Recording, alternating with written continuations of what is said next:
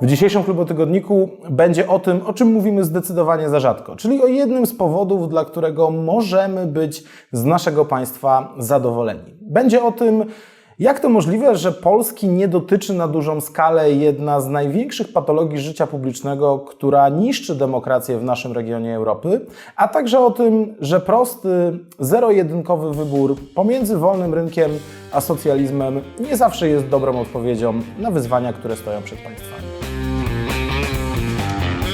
Tygodnik Trudnowskiego.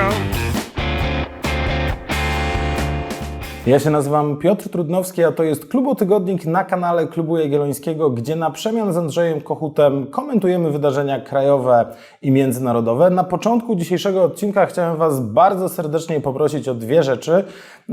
Po pierwsze o zasubskrybowanie naszego kanału, a po drugie o dołączenie do grona subskrybentów naszego newslettera. Mówiłem o tym nieraz, mówiłem o tym niedawno, ale mam nadzieję, że po ostatnich doświadczeniach ze znikającymi mediami społecznościowymi będziecie mieli trochę więcej determinacji do tego, żeby rzeczywiście zdywersyfikować swój dostęp do naszych treści na okoliczność tego, że jeżeli następnym razem jakieś wielkie medium społecznościowe odetnie Was od informacji, to po prostu dostaniecie od nas maila albo powiadomienie o nowym filmie na naszym kanale. Politycy lubią wielkie narracje, lubią optymistyczne opowieści o tym, jakim państwem rządzą, czy jakim państwem chcą rządzić.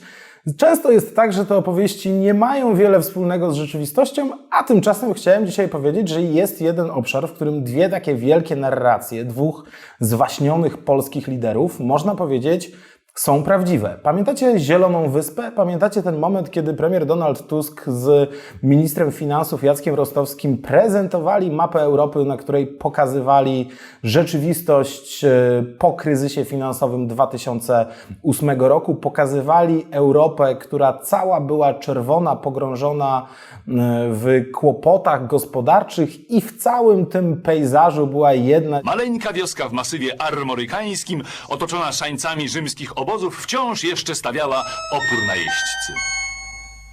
jedna zielona wyspa wzrostu gospodarczego, którą była Polska. A pamiętacie Wyspę Wolności? Wyspa Wolności to chyba jedna z ulubionych fraz Jarosława Kaczyńskiego. Jeśli dobrze pamiętam, po raz pierwszy użył jej w ważnym przemówieniu na kongresie programowym PiS-u w 2014 roku. Na tym kongresie, na którym po raz pierwszy padła obietnica wprowadzenia programu 500+ i szereg innych zapowiedzi, które składały się na program wyborczy, który doprowadził do sukcesu PiS-u. Wtedy po raz pierwszy Jarosław Kaczyński mówił o tym, że Polska musi pozostać wyspą wolności w świecie, w którym tej wolności jest coraz mniej, i wracał do tej frazy wielokrotnie również za rządów PiS-u, mówiąc o tym, że tą wyspą wolności jesteśmy. Ja bardzo często mówiłem, bo mówię o tym od lat, że Polska jest i powinna pozostać wyspą wolności. Jak to takie opowieści mają trochę wspólnego z rzeczywistością, a trochę są projekcją, ale myślę, że w jednym obszarze możemy powiedzieć, że te dwie opowieści Tuska i Kaczyńskiego się łączą. Rzeczywiście możemy powiedzieć, że Polska jest zieloną wyspą wolności. Zieloną wyspą wolności od oligarchii. Wydaje mi się, że warto porozmawiać na ten temat, bo to właśnie jeden z takich przykładów rzeczy, które mają bardzo duże znaczenie dla tego, jakim państwem i od strony gospodarczej, i od strony politycznej, i od strony perspektyw zwykłych ludzi, ich awansu gospodarczego, jak funkcjonuje nasze życie, a rzadko sobie zdajemy sprawę. Tymczasem nawet na takich bieżących, medialnych, trochę pudelkowych, a trochę sensacyjnych doniesieniach widać dowody na to, że jesteśmy nieco wyjątkowi na tle naszego regionu.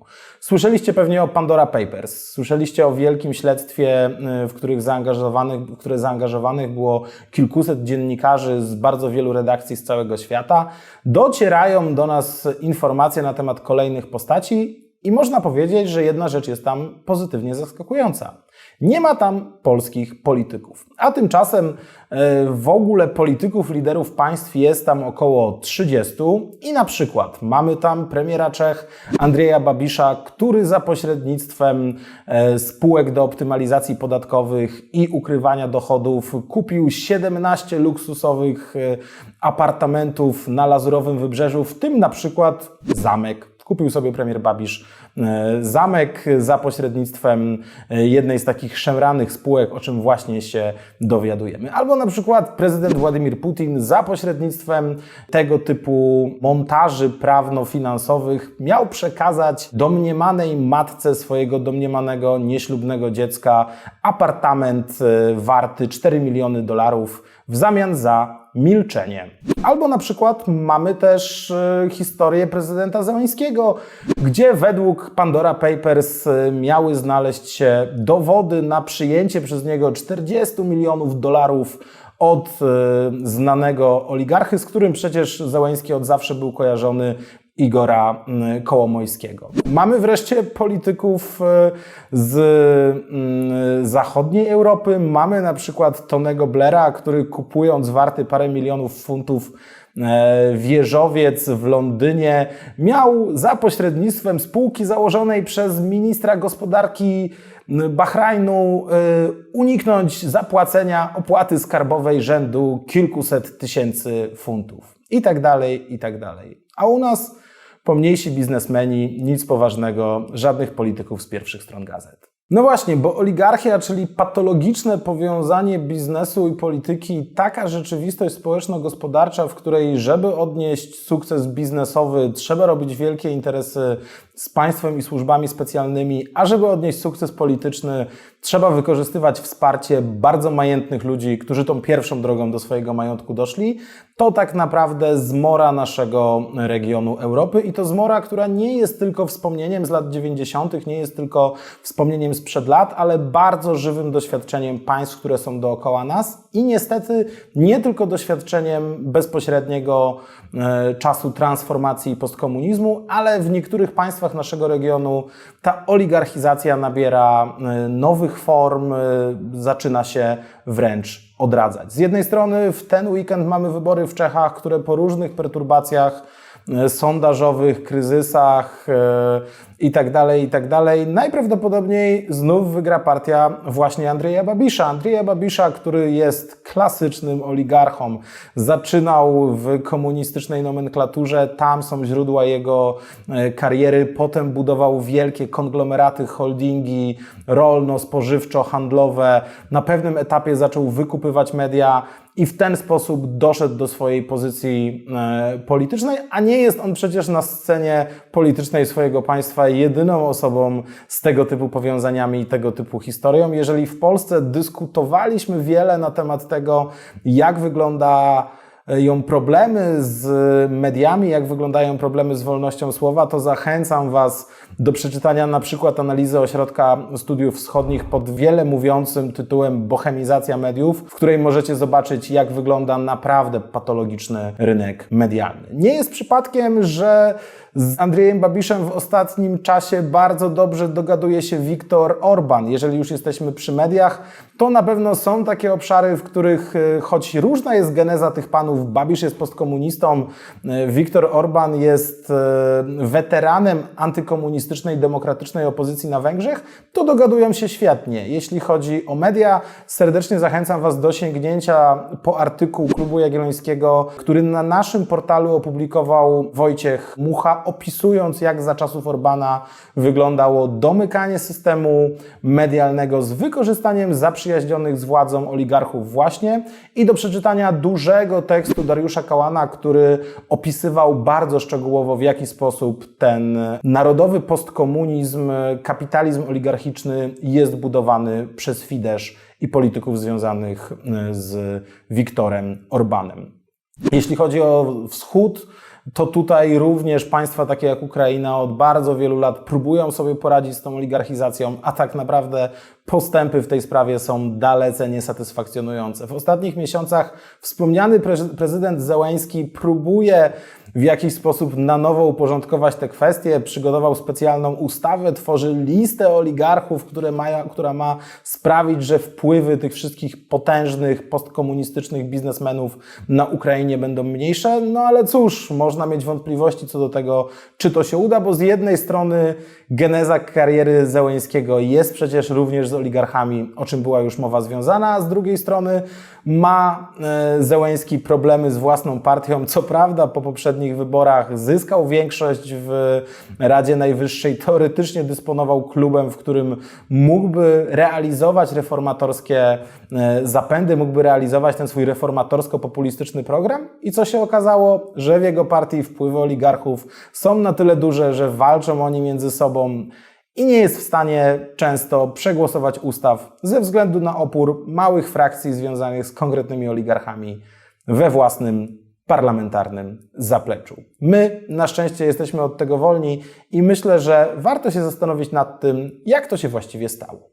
A odpowiedzieć na to pytanie możemy dzięki temu, że ostatnio, całkiem niedawno w takim naukowym czasopiśmie pod tytułem Sprawy Międzynarodowe, wydawanym przez Polską Akademię Nauk, ukazał się bardzo ciekawy artykuł właśnie na ten temat, dlaczego w Polsce nie ma oligarchii. Jego autorami są profesor Maciej Bałtowski, ekonomista, i znany być może części z Was Stefan Sękowski, publicysta Nowej Konfederacji. Przeanalizowali oni dostępne badania, znając dość dobrze historię gospodarczą Polski, zaproponowali w tym naukowym tekście szereg sensownych wyjaśnień tego, dlaczego my w Polsce tego problemu nie mamy. Najważniejsze z nich, oczywiście nie wszystkie, postaram się Wam streścić. Artykuł jest dostępny online za darmo i już teraz serdecznie zachęcam Was do tego, żeby zapoznać się z całością, no bo ja po prostu wybiorę z tego to, co mi się wydawało najciekawsze. Ale na samym początku tego artykułu autorzy przywołują inne badania, również polskich naukowców, tym razem, jeśli się nie mylę, z Wydziału Nauk Ekonomicznych Uniwersytetu Warszawskiego. Michał Brzeziński i Katarzyna Sałach przeprowadzili taką dużą analizę najbogatszych Polaków pod kątem tego, czy można ich uznać za oligarchów. Jak oni to konkretnie zrobili? Otóż wzięli listy 100 najbogatszych Polaków z kilkunastu lat, sumowali je ze sobą, wybrali te nazwiska, które się nie powtarzały. W ten sposób powstała lista 266 osób, których kariery szczegółowo przeanalizowali. I co się okazało? Wśród tych 266 osób zaledwie o 5% z nich można powiedzieć, że mają istotne związki z politykami. Zaledwie o 7% z nich można powiedzieć, że dorobili się na transformacji ustrojowej. Jeżeli sumujemy sobie wszystkie te potencjalne cechy takiego biznesmena, którego nazwać można by oligarchą, na tej liście 200 kilkudziesięciu najbogatszych Polaków z kilkunastu lat, można powiedzieć, że mniej niż 30% spełnia z nich jakąkolwiek część z tej definicji, nawet jeżeli założymy, że te grupy są rozłączne, czyli jeżeli ktoś na przykład dorobił się na prywatyzacji, to jednocześnie nie ma związków z politykami. Jest to mniej niż 30%, podczas gdy dla naszego regionu, dla tych wschodzących, transformujących się gospodarek Europy, taka średnia wynosi nawet 60%. U nas to jest mniej niż połowa tej liczby. Co więcej, i chyba najbardziej optymistyczne w tym, co wyszło z tego badania, jest to, że ten moment, kiedy o powiązanych z politykami biznesmenach można było mówić na poważnie, jest już daleko za nami. Wskazują na to, że w 2003 roku nawet 30% z osób obecnych na tej liście 100 najbogatszych miało takie powiązania, ale w drugiej dekadzie XXI wieku te wskaźniki spadły na kilkuprocentowy pułap 3–4%. Co ciekawe, w niektórych z innych państw naszego regionu wraz z upływem czasu liczba takich osób niestety rośnie. Wśród tych kilku czynników, które zwróciły w tej analizie moją uwagę, pierwszy jest najstarszy. To historia ustawy o przedsiębiorstwach państwowych z roku, uwaga, 1981. To była taka ustawa, która weszła w życie, została uchwalona w ramach porozumień pomiędzy stroną solidarnościową a stroną rządową i to była ustawa, która zagwarantowała istotny wpływ związków zawodowych, załóg pracowniczych, ogólnie pracowników na funkcjonowanie przedsiębiorstwa, dzięki czemu można powiedzieć, te przedsiębiorstwa w jakimś wymiarze stały się własnością kolektywną, pracownicy poczuwali się do wpływu na tę własność i można powiedzieć realnie z niej później próbowali korzystać. W efekcie Po pierwsze, kiedy zaczęła się transformacja gospodarcza, w przeciwieństwie do takich państw jak chociażby Rosja, mieliśmy do czynienia ze związkami zawodowymi, które w jakiś sposób na te decyzje wpływały. Ale co chyba jeszcze ciekawsze i jeszcze ważniejsze, w Polsce nie mieliśmy do czynienia z taką formułą prywatyzacji dwustronnej, która w innych państwach naszego regionu była tak naprawdę źródłem tych wszystkich transformacyjnych, budujących oligarchię patologii. To znaczy w skrócie chodziło o to, że w wielu państwach było tak, że była strona sprzedająca, czyli państwo, i strona kupująca, czyli ktoś, często dotychczasowy zarządca danego przedsiębiorstwa, który od państwa dane przedsiębiorstwo kupował. Tymczasem w Polsce mieliśmy co najmniej tą trzecią stronę pracowniczą, która wiele z tych decyzji spowalniała, która w jakiś sposób sprawiała, że na te decyzje prywatyzacyjne musieli mieć wpływ w ograniczonym oczywiście stopniu, ale jednak przedstawiciele pracowników. Nie działo się to wszystko tak bardzo z zamkniętymi drzwiami, jak w innych państwach regionu. Co ciekawe, w niektórych z tych postępowań pojawiali się jeszcze inni gracze, jak na przykład Urząd Antymonopolowy czy Ministerstwo Finansów. To wszystko po 89, po 90 roku komplikowało te procesy i sprawiało, że nie można było tak prosto przekazać jakiegoś biznesu w ręce konkretnego człowieka, który później stawał się w danym państwie wszechpotężny. Druga kwestia, na którą zwracają uwagę autorzy tej analizy, to kwestia już tych decyzji politycznych, które miały miejsce w roku 90. Ale po pierwsze wskazują, że tak naprawdę na przełomie transformacji w wielu zakładach jeszcze państwowych dochodziło do faktycznej wymiany kadr, wymiany elit.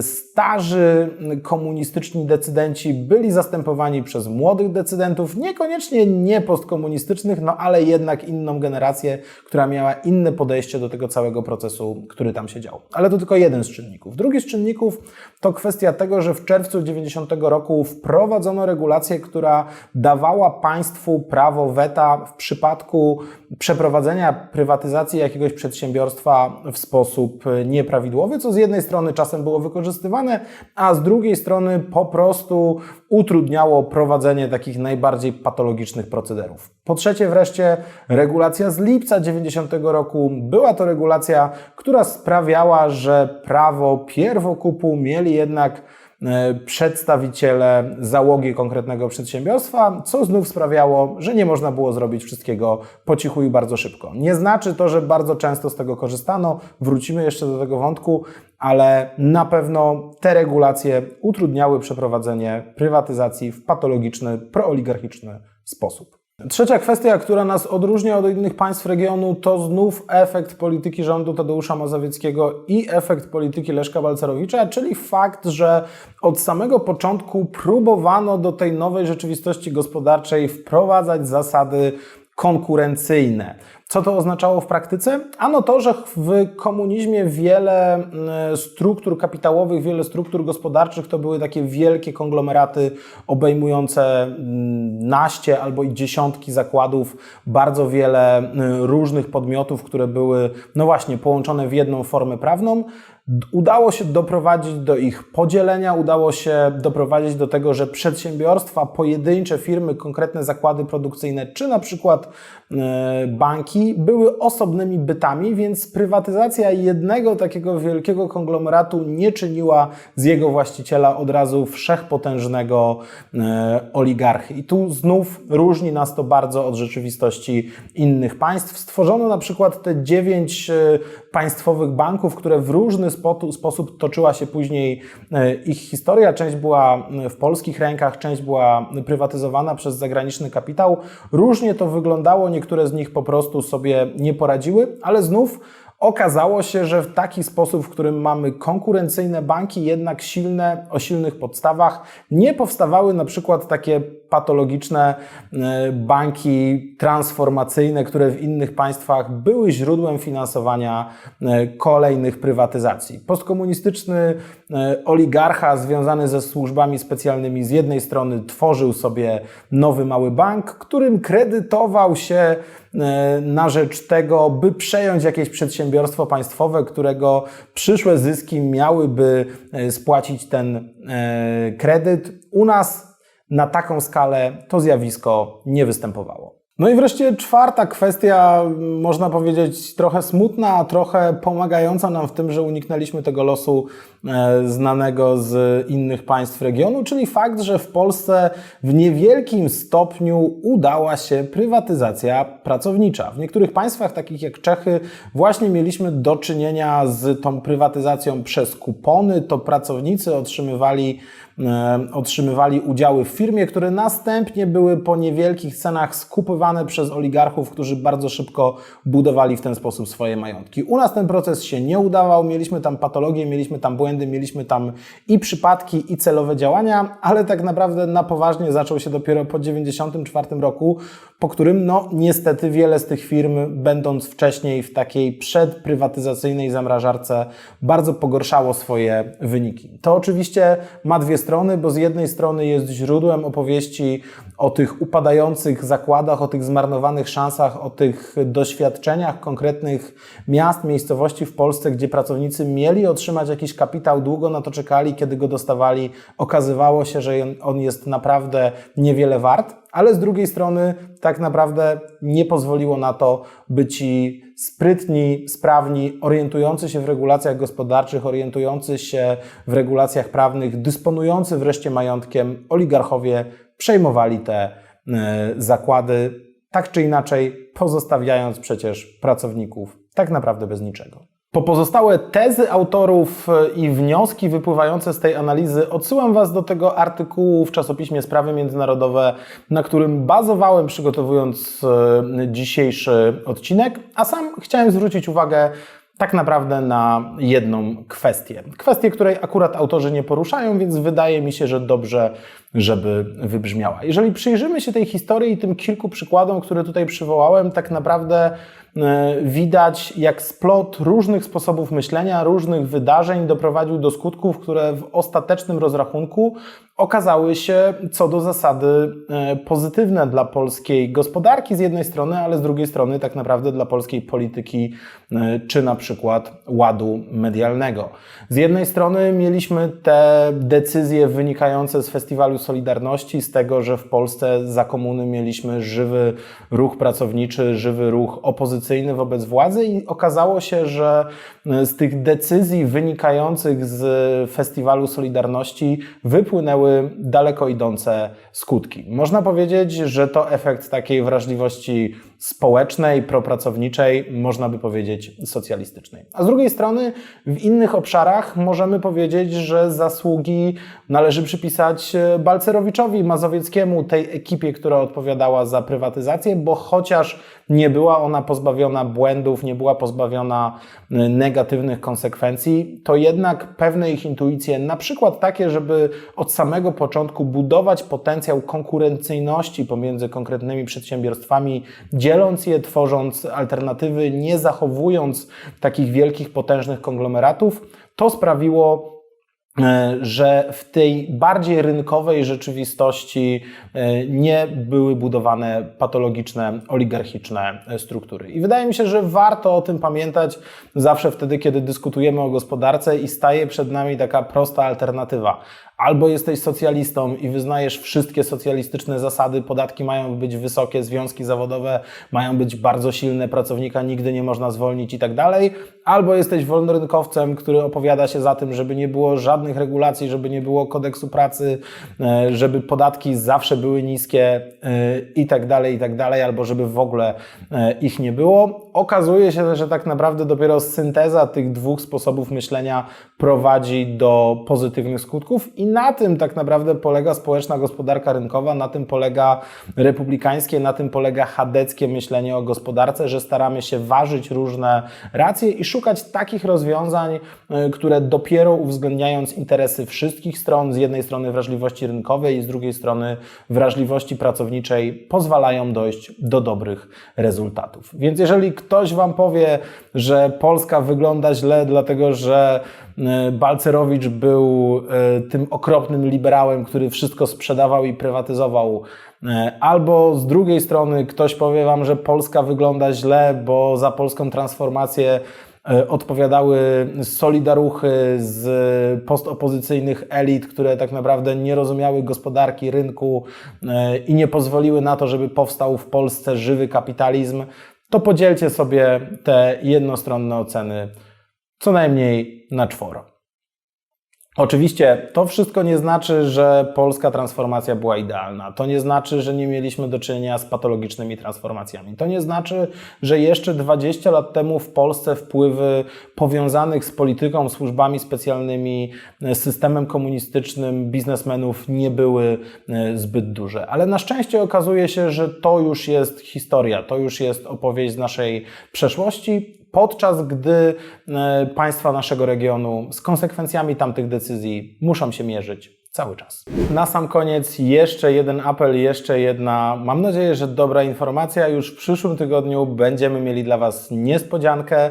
Niespodziankę, która z naszej strony będzie pewną inwestycją, więc już teraz proszę Was o wsparcie finansowe. Jeżeli możecie dołączyć do grona darczyńców Klubu Tygodnika, to zróbcie to teraz nawet małą kwotą, a te osoby, które zostawią nam swojego maila, dokonując przelewu na naszej stronie internetowej, albo dokonując przelewu, podadzą swój adres mailowy, dowiedzą się o tej niespodziance jako pierwsi.